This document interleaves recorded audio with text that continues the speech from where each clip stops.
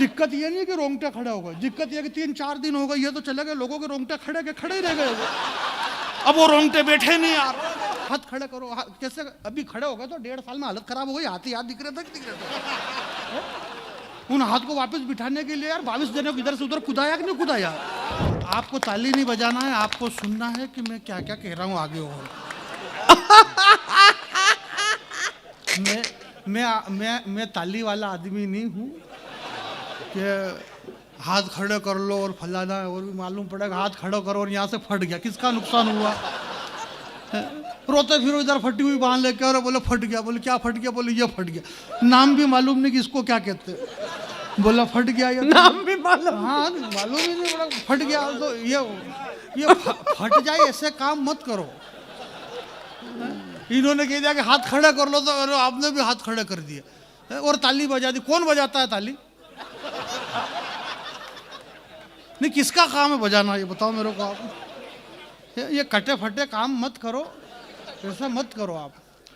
पहले कटी, हाँ। भुवन जी, पहले कटी, हाँ। फिर फटी। क्या तुक मिला ही? अरे आप मजाक मत समझो, मैं बहुत बड़ी बात कह रहा हूं, और आपको विश्वास नहीं हो तो ये देखो, अब सुनिएगा।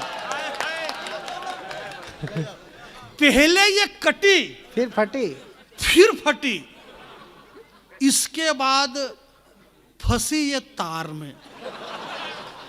आंसू कविता हो गई है। अरे आंसू कविता का बाप होगा। अब देखो तो तुम यार, मेरी तबीयत खराब है, इसका मतलब ये थोड़ी गला थोड़ी खराब है मेरा। और दिमाग भी खराब नहीं है। दिमाग भी खराब नहीं, गला खराब नहीं। अब जो खराब है वो मैं बता नहीं सकता हूँ, और उसका कोई उसकी जरूरत ही नहीं है माइक में, इसलिए आप कतई चिंता ही मत करो। आप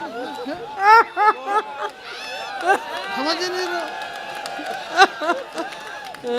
भाई। इस देश में फूल मत बिगा, फूल इधर से, फूल बड़े नाजुक होते हैं।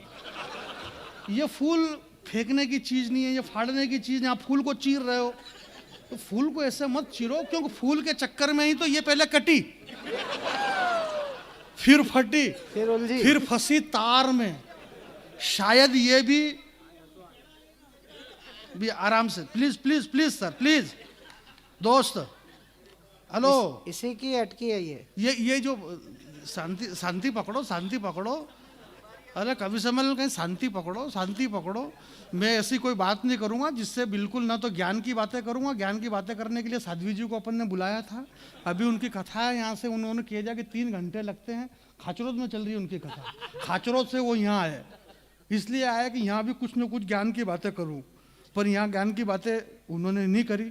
उनको मालूम था कि यहाँ पे पहले राम की कविताएं ले करके बैठे हुए हमारे बाबा जी बैठे हुए, राम का हमने जेक जरिया लगाया। हमारे भुवन मोहिनी जी ने 2-2 PhD करी, और 2-2 PhD करने के बाद में इन्होंने आकर के ये बताया कि रावण की अगर बेटी होती, मंदोदरी की बेटी होती, तो वो सीता का हरण नहीं करता। ये बात बताने के लिए 2 PhD करना पड़ती है।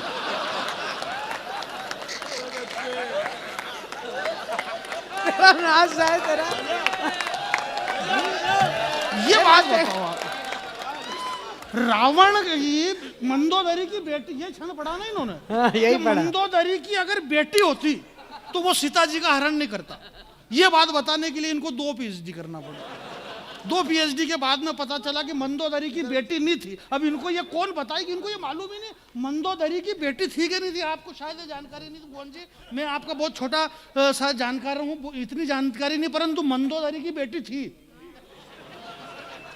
और अगर नहीं थी तो आपको कैसे पता कि नहीं थी?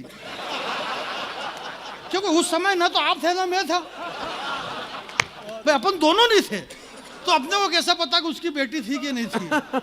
और बेटी होने से क्या उसका हृदय परिवर्तन हो जाता? रावण की अगर बेटी होती, मंदोदरी की बेटी होती, मंदोदरी ही रावण की अकेली पत्नी थी। बाबा तुलसी लिखते हैं, बाबा तुलसी का लिखा हुआ कभी भी असत्य नहीं हो सकता। ये सारी बीजेपी बंटी भैया आप क्या समझ रहे हो कि ये अभी कल परसों अटल बिहारी वाजपेयी के पहले ये बीजेपी का निर्माण हुआ? ये आदि काल से चला रहा भैया। आज से 500-700 साल पहले पंडित आत्माराम दुबे की संतान बाबा तुलसीदास ने राम कथा तुलसी उन्होंने मानस के अंदर लिखा, और जो हम रोज पढ़ते परंतु समझ में किसी की नहीं आ रही, मेरे को आ गई। और मेरे को इसलिए आ गई क्योंकि मैंने पीएचडी नहीं करी। बगैर पीएचडी करे मेरे को ये समझ में आ गई। 500 साल पहले बाबा तुलसीदास जी ने लिखा, 500 साल पहले उन्होंने लिखा कि अमित भट्ट नाम कठिन कराला। अमित नाम, अमित। सुंदरकांड कितने पढ़ते हैं, रोज पढ़ते हैं मंगलवार, उसमें लिखा सुंदरकांड में बाबा ने कि अमित नाम भट्ट कठिन कराला। उसमें एक शब्द आया भट्ट, यानी एक तो भट्ट भट्ट मारता भी बहुत तगड़ा अगला आदमी। ये बात 500 साल पहले तुलसीदास जी लिख के चले गए। उन्होंने 500 साल पहले, आप आज प्रचार कर रहे हो यार यहाँ पे, नरेंद्र मोदी और हर मोदी घर घर मोदी। अरे 500 साल पहले तुलसीदास जी लिख करके चले गए।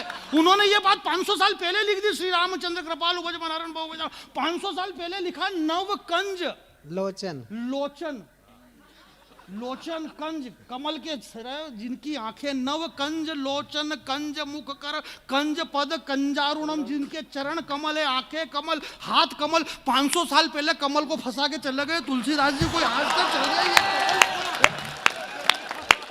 ये तो बहुत पहले से चला आ रही है। हम आज इसका प्रचार कर रहे हैं तो ये ऐसा कुछ भी नहीं हो। और ये अमल कमल कोई कुछ भी नहीं हटे, ऐसा कुछ भी नहीं है।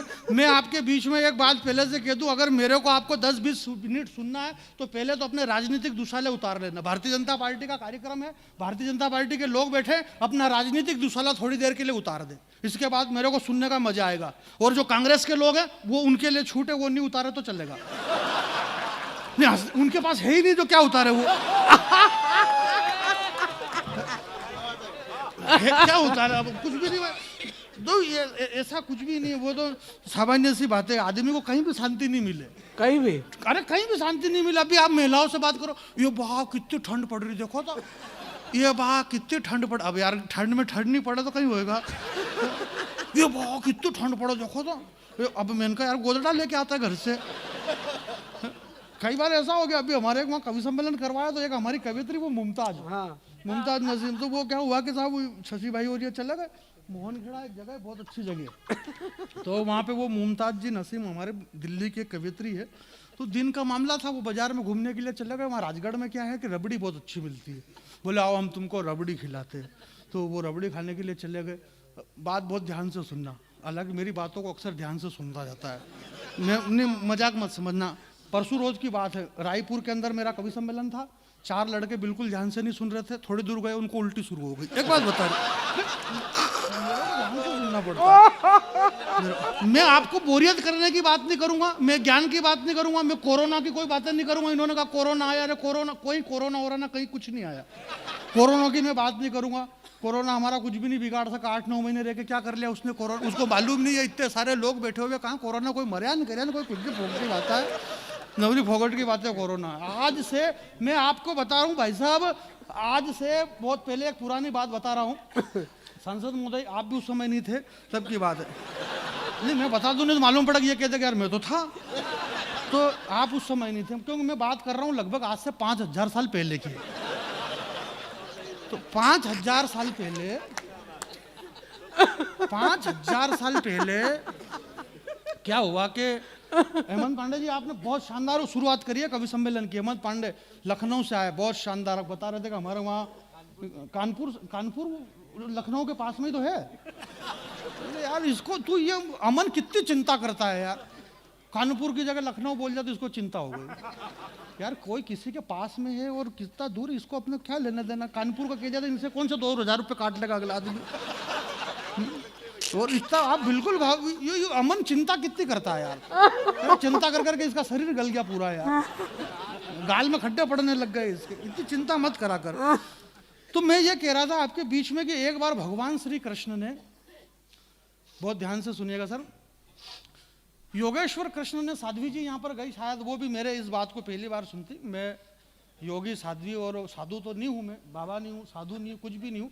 ये अलग बात है कि मैं बैरागी हूँ और मैं ओरिजिनल बैरागी हूँ। और ओरिजिनल इसलिए बैरागी हूँ क्योंकि मेरे पिताजी भी बैरागी थे।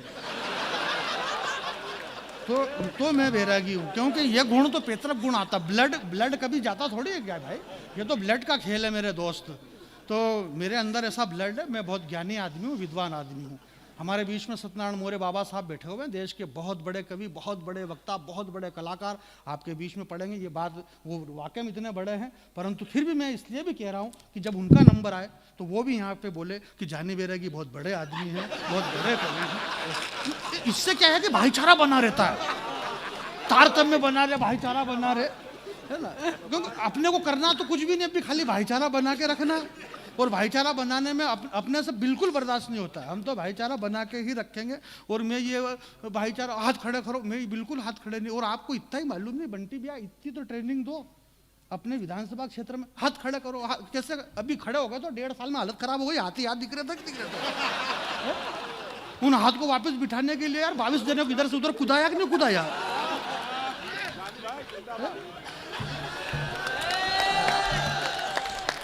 अपने हाथ खड़े, ये सीटी मत बजाओ रे भैया, सीटी मत बजाओ यूं। ये अदब की महफिल है, ये संस्कारों की महफिल है यार मेरे दोस्त। जरा समझिए आप, हम मालवा की सरभूमि पे बैठे हुए हैं। ये मालवा, ये मध्य प्रदेश। हमारे भाई मुकेश भाई ने बताया कि क्षिप्रा मैया का तट, यहाँ माता क्षिप्रा कल कल करके बह रही है। ये वो क्षिप्रा मैया जिसके तट पर बैठकर कभी बाबा कालिदास ने मेघदूत का निर्माण किया हुआ है। ये अदब की महफिल है, ये संस्कारों की महफिल है। आपको इस तरह से सीटी बजाना अच्छी बात नहीं है। हालांकि मैं ये सब क्या जोर, मैं मजाक कर रहा हूँ, रियल मत समझना, बोलना पड़ता है। कोई जोर से बोलने से ऐसा कुछ भी नहीं है। मेरे को तो वीर रस से इतना डर लगता है। रोंगटे खड़े। मुकेश भाई 3 साल हो गए मेरे उधर आते ही नहीं। कलेक्टर ने नो एंट्री कर रखी इनकी, नो एंट्री। हाँ 3 साल पहले इनको बुलाया, भव्य अभिनंदन हुआ मुकेश मोलवा जी का, और दोनों हाथ खड़े करके ताली और मार, लोगों के रोंगटे खड़े हो गए। दिक्कत ये नहीं कि रोंगटे खड़े हो गए, दिक्कत ये कि 3-4 दिन हो गए, ये तो चले गए, लोगों के रोंगटे खड़े के खड़े ही रह गए। अब वो रोंगटे बैठे नहीं यार। अरे हालत खराब हो गई, छोटे छोटे बच्चों के रोंगटे खड़े हो गए। छोटे छोटे बच्चे 3-3, 4-4, 5-5 साल के बच्चे चड्डी बनियान नहीं पहन पा रहे, रोंगटे खड़े के खड़े। डॉक्टरों ने इतनी लूटपाट करी यार, बोले ये क्या बीमारी? अरे बोले ये रोंगटे वाली बीमारी यार। बेचारे उधर वो कोरोना का इलाज करे कि पल्स पोलियो का इलाज करे कि वो बर्ड फ्लू का करे कि ये रोंगटे का इलाज करे। तो इसलिए ऐसे काम मत करो कि रोंगटे खड़े हो। भाई खड़े हो जाए तो कोई दिक्कत नहीं, पर वापस बिठाने की क्षमता रखो कि इनको बिठाया कैसा जाना चाहिए। आदमी के पास ये मैनेजमेंट होना चाहिए।